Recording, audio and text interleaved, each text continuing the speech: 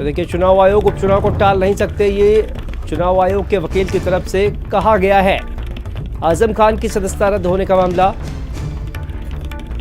चुनाव आयोग उपचुनाव को टाल नहीं सकता, संवैधानिक कारणों से ऐसा नहीं किया जा सकता है, ये अरविंद अतार की तरफ से कहा गया है। तो अहम जानकारी इस वक्त सामने आ रही है।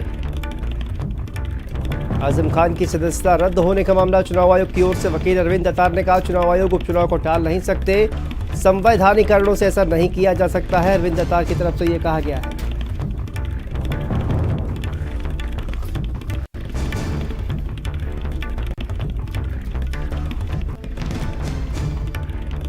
और इसी खबर पर हमारे साथ संवाददाता स्वाति पाठक जुड़ गई है।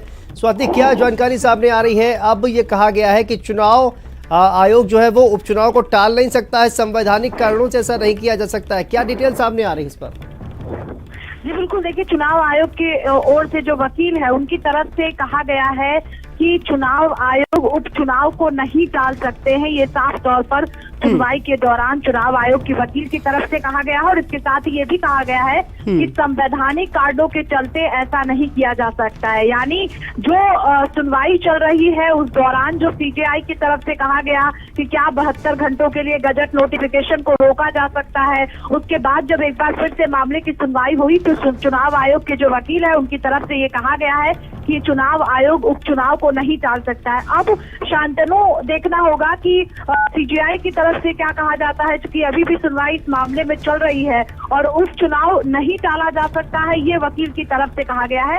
अब थोड़ी देर बाद ये साफ होगा, क्योंकि जब सीजेआई की तरफ से क्या कुछ कहा जाएगा उस पर सबकी नजर टिकी हुई है। चूंकि चुनाव आयोग के जो वकील है उन्होंने साफ साफ कह दिया है कि संवैधानिक कारणों के चलते ऐसा नहीं किया जा सकता है और जो उपचुनाव होने वाले हैं उत्तर प्रदेश में रामपुर विधानसभा सीट पर, उसमें जो है चुनाव होगा, चुनाव नहीं टाला जाएगा। अब जस्टिस की तरफ से क्या कहा जाता है ये देखने वाली बात होगी और उसके बाद ही आगे तय हो पाएगा कि इस मामले में जो है क्या होता है। बहुत बहुत शुक्रिया स्वाति आपका इस तमाम जानकारी के लिए।